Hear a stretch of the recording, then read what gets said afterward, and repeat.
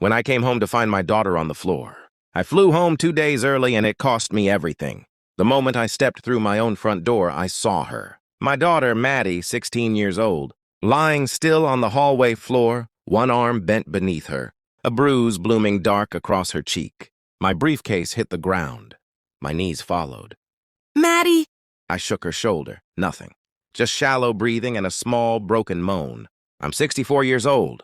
I've buried my parents. I've survived 2 heart scares and built a modest hardware business from nothing with my own 2 hands. I thought I'd already faced the worst life could throw at me. I was wrong. My wife, Diane, stood at the top of the stairs, arms crossed, watching me like I was overreacting to spilled milk. What happened to her? I shouted, my voice cracking. Diane didn't even blink. She talked back to me. I disciplined her. Kids these days need boundaries, Walter. Disciplined her.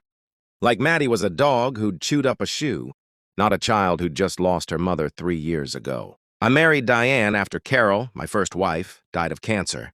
Maddie was 13 then, quiet and grieving, and I believed Diane would help fill that hole in our home. I believed she loved my daughter the way I loved her. I was a fool. A tired, lonely, grieving fool. I dialed 911 with shaking hands, cradling Maddie's head gently in my lap. Please, I whispered against her hair. Please wake up, sweetheart. Dad's here now. Dad's got you. The ambulance arrived in 11 minutes that felt like 11 years of my life. 2 paramedics rushed through the open door, one kneeling beside Maddie, checking her pulse, her pupils, murmuring numbers to his partner in a calm, practiced voice. The other, a younger man with kind, tired eyes, turned to get information from us. That's when everything changed. He looked at Diane, really looked at her, like he was searching a memory. His face went pale, the color draining right out of it, like he'd seen a ghost standing in my living room. Ma'am, he said slowly, carefully, I need you to step back, please. Diane's arms tightened across her chest. Excuse me? I'm her stepmother. I have every right to be here. The paramedic didn't answer her. Instead, he turned toward me and lowered his voice, so only I could hear him over the sound of Maddie's stretcher wheels. Sir, is that your wife? Because actually... He stopped himself mid-sentence. His eyes flicked to Diane, then down to Maddie on the floor, then back to me, like he was weighing something heavy, deciding how much he was allowed to say, deciding if it was even his place. Actually what? I demanded, grabbing his sleeve. Tell me. Whatever it is, tell me right now. His jaw tightened. Behind him, his partner was already lifting Maddie onto the stretcher, an oxygen mask covering her small, pale face.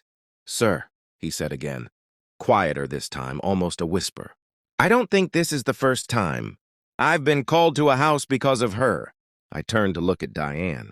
She wasn't looking at Maddie anymore. She was staring at the paramedic like she'd just seen a ghost, too. The ride to the hospital was silent except for the beeping of machines and my own heartbeat pounding in my ears. I sat beside Maddie's stretcher, holding her limp hand, while Diane rode up front with the driver, saying she needed space to process. I barely noticed her leave. All I could see was my daughter's bruised face. At the hospital, a doctor pulled me into a private room after examining her. Dr. Reyes was maybe 40, with steady eyes that had clearly delivered hard news before. Mr. Walter, your daughter has a concussion and 2 fractured ribs, she said. But that's not what worries me most. My stomach dropped. What do you mean? These aren't fresh injuries alone. There's old bruising in different stages of healing, some weeks old.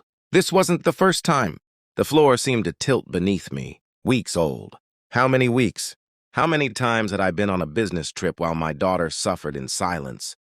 Too scared to call me? Maddie's stable now, Dr. Reyes continued. But we're required to file a report with Child Protective Services. I need to ask you some questions. I nodded numbly, answering everything I could, my mind spinning backward through months of missed signs.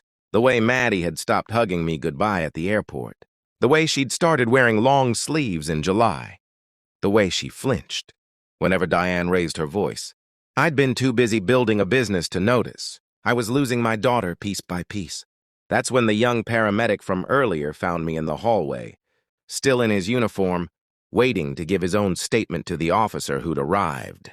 "Mr. Walter," he said, "my name's Danny. Can we talk?" We sat in 2 plastic chairs outside the ICU. Danny rubbed the back of his neck, looking like a man carrying something heavy. "3 years ago, I responded to a call at a house in Millbrook," he said. "A woman named Diane Coswell. Her stepson, 8 years old, had a broken arm. She said he fell down the stairs." My chest tightened. Diane's maiden name was Coswell. Danny nodded slowly. The boy told the ER nurse, when his stepmother stepped out, that she'd thrown him against the wall. But he recanted the next day, said he'd lied. The case got dropped. I never forgot his face, though, or hers.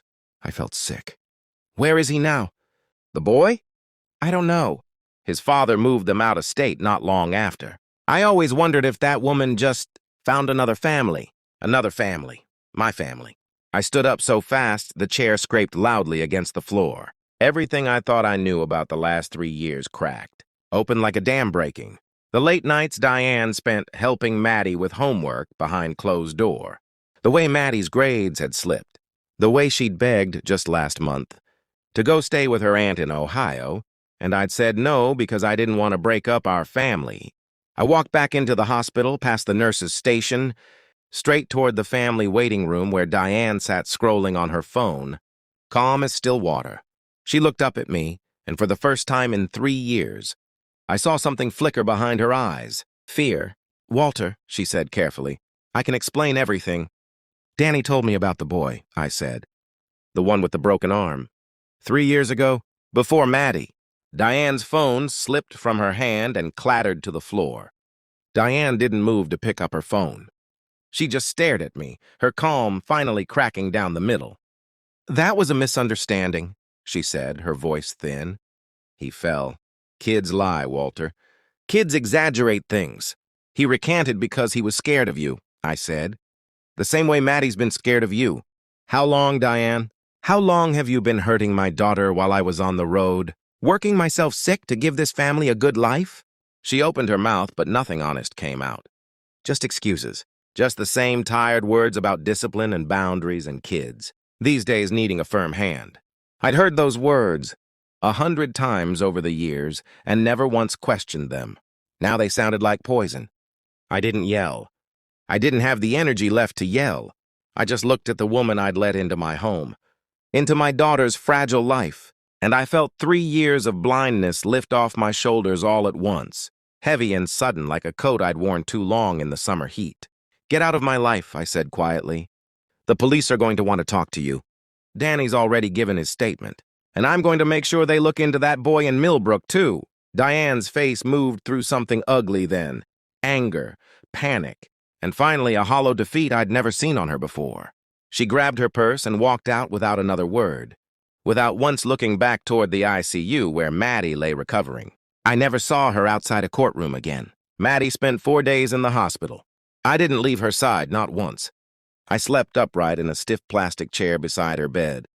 And every time she stirred, I was there holding her hand, whispering that I was sorry. Sorry for not seeing it sooner. Sorry for choosing comfort over her safety. Sorry for every business trip that left her alone with someone who was supposed to protect her and instead became the thing she feared most. On the 3rd night, she opened her eyes fully and looked at me. Really looked at me, the way she used to before all this started. "Dad," she whispered, her voice cracked and small. "I didn't want to tell you.